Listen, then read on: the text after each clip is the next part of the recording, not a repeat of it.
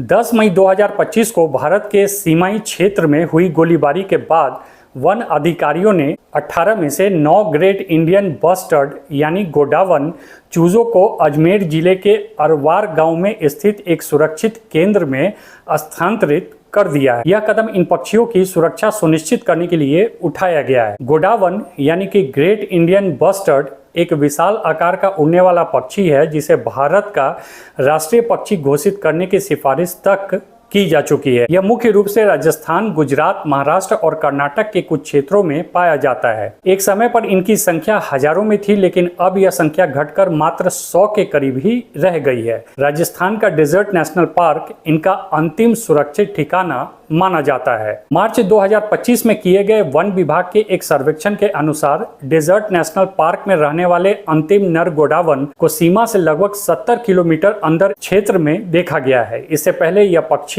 नोख के समीप सीमा से लगभग 10 किलोमीटर दूर देखा गया था। सिर्फ ऑपरेशन सिंदूर ही नहीं बल्कि पिछले कुछ वर्षों में भारत पाकिस्तान सीमा पर लगातार सैन्य तनाव बढ़ा है। विशेष रूप से जैसलमेर और बाड़मेर जिलों के सीमावर्ती क्षेत्र में सैन्य अभ्यास, तोपों की टेस्टिंग और रुक रुक कर होने वाली गोलीबारी आम हो गई है। इन गतिविधियों का सीधा असर सीमा से सटे वन्य जीवों पर पड़ा है। जानकारों का कहना है कि उच्च ध्वनि, कंपन और लगातार मानवीय गतिविधियों के कारण गोंडावन जैसे संवेदनशील पक्षियों का रहना मुश्किल हो गया है। यदि तत्काल प्रभाव से संरक्षण उपाय नहीं किए गए तो गोंडावन पूरी तरह से विलुप्त हो सकता है। गोंडावन बेहद शांत और सतर्क प्रवृत्ति का पक्षी है।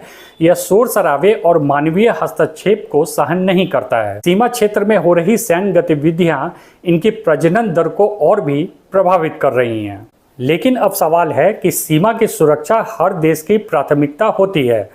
भारतीय सेना द्वारा किए जा रहे अभ्यास और निगरानी गतिविधियां राष्ट्रीय सुरक्षा के लिहाज से अत्यंत आवश्यक भी है। हालांकि इनके कारण वन्य जीवों पर पड़ने वाले प्रभाव को भी नकारा नहीं जा सकता है। विशेषज्ञों का सुझाव है कि सेना और वन विभाग के बीच समन्वय स्थापित कर सैन्य अभ्यास के लिए ऐसे क्षेत्र चुने जाएं जो वन्य जीवों के आवास से दूर हो। गोंडावन का अपने क्षेत्र से हटना एक चेतावनी है, सिर्फ एक प्रजाति के लिए नहीं बल्कि पूरे पारिस्थितिक तंत्र के लिए। यह हमें याद दिलाता है कि यदि हम विकास, सैन्य मजबूती और राष्ट्रीय सुरक्षा के नाम पर प्रकृति को नजरअंदाज करते रहेंगे तो हम उनके अस्तित्व की नींव को ही खो देंगे। लेकिन सीमा की सुरक्षा और सैन्य अभ्यास भी जरूरी है। इसलिए अब समय है कि सरकार, सेना, पर्यावरणविद और आम जनता मिलकर कदम उठाए ताकि भविष्य की पीढ़ियां गोंडावन को सिर्फ किताबों में न पढ़ें बल्कि अपने सामने उड़ते हुए देखें।